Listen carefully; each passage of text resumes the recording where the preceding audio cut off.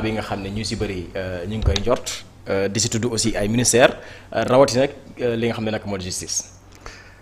waaw bon xawma nag ndax remaniement mooy am wala réaménagement. Parce que y a deux, il y a remaniement, il y a réaménagement. S'il s'agit de remaniement, bon, il y a d'abord le Premier ministre qui démissionne, ensuite ñu former nouveau gouvernement. Tabb Premier ministre bu bees. ñu def consultation. soog a def indiwaat ministres yi ñu tegaat beneen gouvernement bu bees.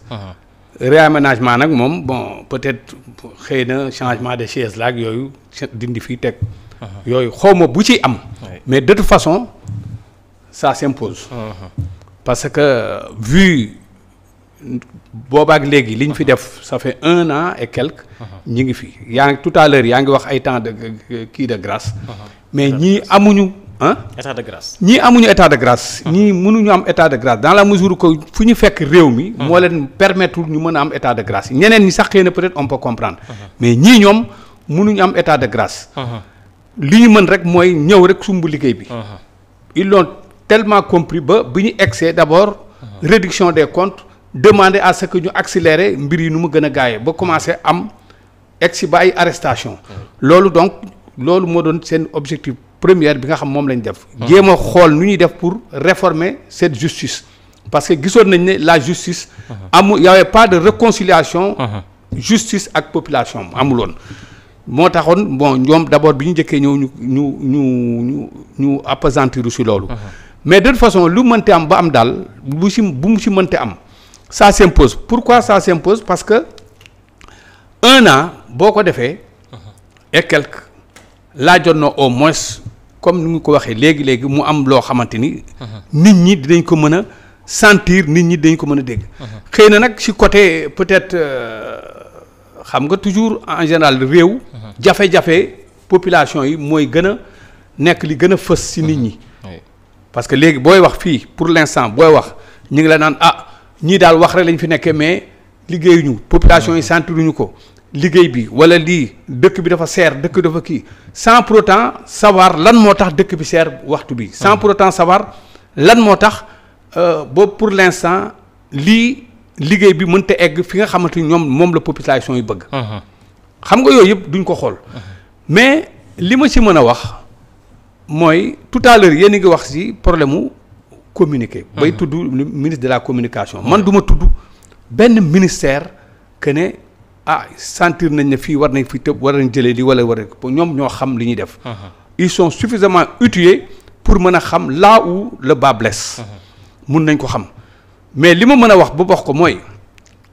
tout à l'heure yéen a ngi wax affaire u Moustapha Ndiek Séré c'est le porte-parole du gouvernement il porte la parole du gouvernement conseil des ministres c'est très normal que en conseil des ministres bu ñu ñëwee mu communiquer sur ce qu'a retenu le conseil communiquer sur ça wax si mais au-delà de ça il y a un service de communication bu nekk au niveau de la présidence le jeune lii là Ousseynou Ly mais il a un rôle à jouer sur ça ñeneen ak ñeneen au niveau des ministères les ministères ont un rôle à jouer au niveau des plateaux yi nga xamante ni moo fi nekk mais dañu war a dem di communiquer di wax fu ñu toll les résultats jéem ko jaay askan bi ba ñu mën ko xam loolu bokk na lu ëpp si lu gën a freiner li nga xamante ni tey communication gouvernement bi jàllul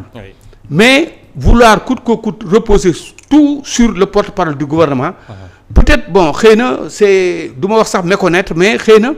c'est peut-être sànni ci kii bi ci kawam mais en général man gëmuma loolu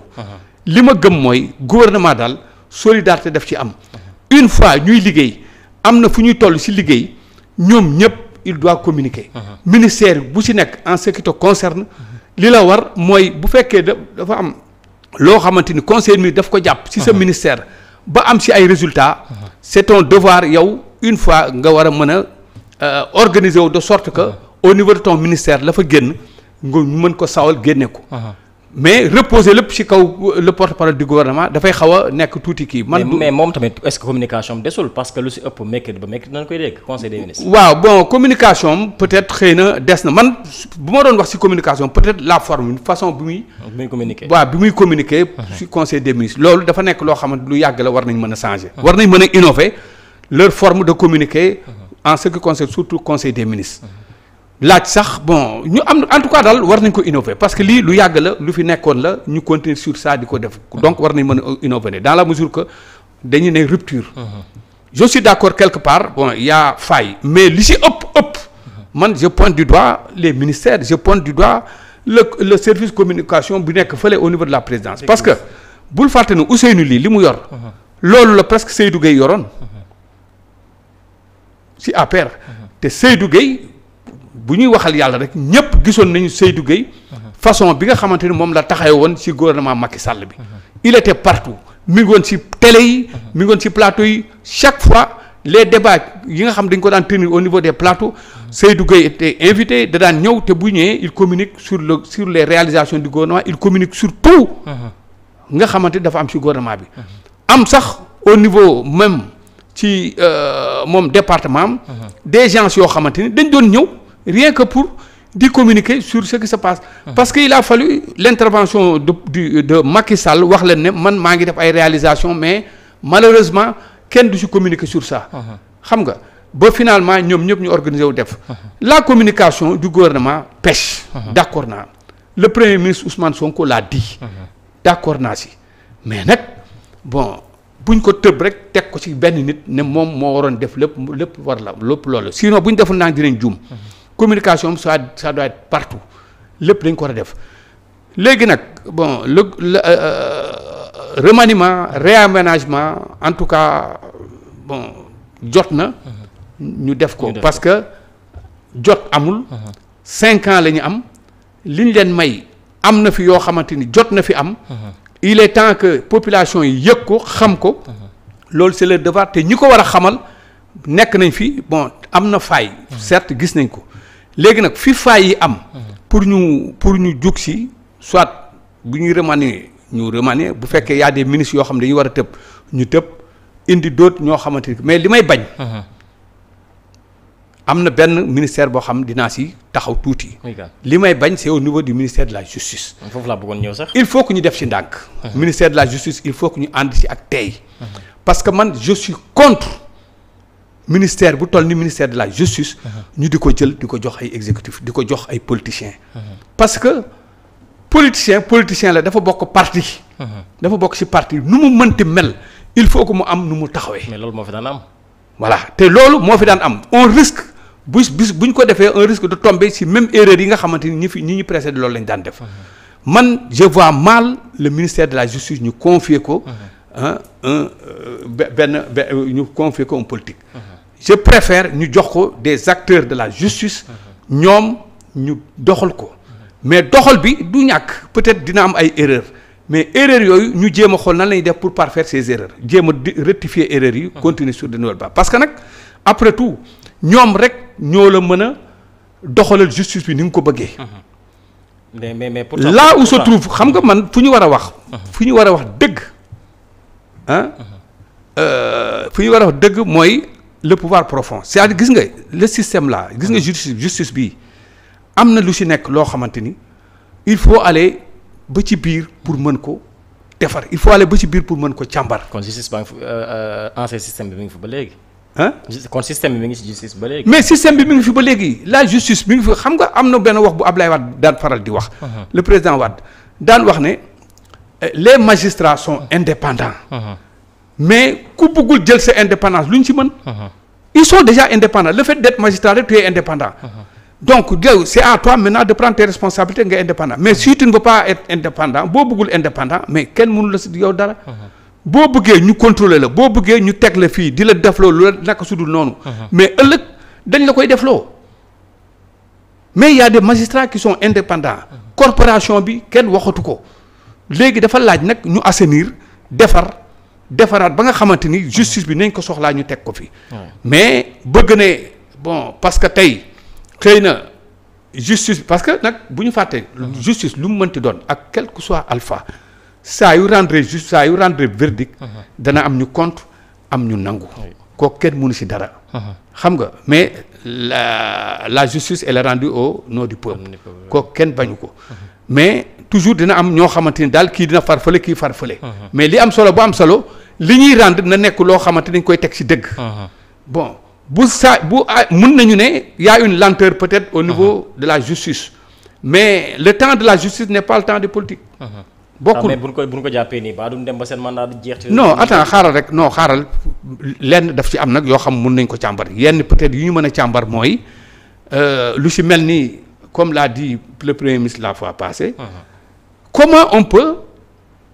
ay Cour des comptes génnee ay rapport yu mu génnee mu am ay milliards yoo xamante ne ay nit dañ fi nekk jël ko. ñu épingler leen au lieu que nga accentuer sa kii si ñooñu nga xamante ni c'est des milliards. ngay appesantiru si ay ministre boo xamante ni bon dañ koy toppee ay 50 millions wala dara mais loolu vraiment wax na dëgg député yi sax ñoo war a njëkk a bañ lu mel noonu ça c'est vrai. Il a parfaitement raison li gën mooy ñi nga xam ne dañ leen tudd milliards yooyu. nañ ci jóg nu mu gën a gaawee jox ko parce que tey am na ñoo xamante ni. ginaar lañ sàcc comme ni ko kii waxee. wala dox benn juin wala def dara ñu condamné leen jàpp leen gaaw def mandat dépôt tëj leen. teg leen ay peines yoo xamante ni contraire ak bu doon par exemple kii jël milliard bi façon bi nga xamante ni moom la ñuy diligenter dossier am. ba nu mu excès. lenteur bi ci am. contrairement ak ñële rapidité bi am ci seen i dossier loolu war nañ ko mën a xool loolu moom lu ñu war a xool la. lu ñu war a xool la justice yu mel noonu daf ci war a gaaw doxal ko nu mu waree loolu je suis entièrement d'accord sur ça mais nag après tout c'est des magistrats parmi les magistrats il y a des procureurs il y a des juges du siège il y a des juges d'instruction noonu façon bi ñuy liggéeyee il faut que nag ñu bàyyi leen ko. parce que tey. boo koy xool nombre de magistrats yi ñu am ci Sénégal nombre de chambres yi ñu am ci Sénégal nombre de juges instructeurs yi ñu am ci Sénégal boo ko xoolee c'est insuffisant par rapport ak dossiers yi ak demandes yi nga xamante ni ñoom la ñuy jot par rapport ak dossiers yi nga xamante ni ñoo nekk sur leur table il faut que ñu leen koy nangul loolu il faut que ñu nangul leen loolu mais bu loolu wéyee aussi dafay laaj nag ay dossiers yoo xam dafay laaj ñu accélérer ko nu mu gën a gaawee bu gaaw mais bañ ci teg politique loolu moom d'accord naa ko mais bu ci politique duggee rek mën na yàqu lu bëree bëri et politique pratiquement boo ko xoolee ci régime bi fi passé loolu moo leen gën a nërmel loolu gën a tax parce que demoon nañu ba contrôler justice bi di ko teg lu leen neex di ci def lu leen neex lu nekk gis nañ ko fi ci bële passé lu nekk am na fi reetaan sax ñu jàpp tëj ci kaso bi. commandité pour ñu jàpp ko tëj ci kaso bi nit ñëw def dara composition cour bi war a taxaw ñu dem à la dernière minute. ñu changer composition bi indi ñeneen parce que ñooñu ñoo leen faveur ñoo nekk à leur faveur pour ñu kii ko yooyu yëpp gis nañ ko fi et leneen lu bëri am na fi donc man daal côté boobu laay waxee s'il s'agit daal de la justice en tout cas xawma ndax dañ koy changer wala duñ ko changer man je ne suis pas du man maay am kii pour wax ko mais li am ba am daal en ce qui concerne am remaniement wala réaménagement ça s'impose mais nag même bu imposé woo buñ koy def nañ ko xool bu baax a baax buñ koy def justice boobu nañu xool ñu koy confier bu fekkee dafa nar a dem ba justice dafa amnistie parce que le procureur bii ma xam ni le procureur Ibrahima Ndoye c'est un excellent procureur ça moom dama koy wax revendiquer wu ma toogam wala def dara man li ma xam laay wax lu ma xamul du ma ko wax c'est quelqu'un de très intègre ku mën liggéey la ku mën liggéeyam la xam naa ko parcours am yemul fii rek tey xëy na avec le nouveau régime la ko ñenn ñi xam di wax mais nu ma ko xamee depuis que mu nekkoon le premier substitut de Ousmane Diagne en tant que procureur de la République depuis période yooyu ba léegi c'est quelqu'un boo xamante ni musuma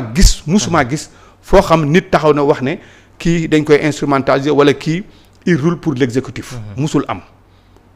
musuma ko gis donc vraiment bu ñu toog rek jékki-jékki ci seen coob seen bakkan teeyu bakkan rek ñu bëgg a changer pour simple plaisir changer même booy changer aussi na nekk changement boo xamante ni vraiment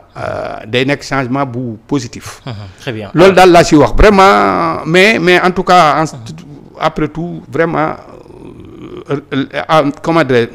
remaniement moom ça s'impose alors doyen keroog état bu Sénégal jot na récupérer base militaire bi nga xam ne moom moo nekk fii ci Ouakam daanaka loolu mu nekk initiative bu sénégalais yëpp rafetlu ndax booy xool ñoom seen présence depuis plus de 400 ans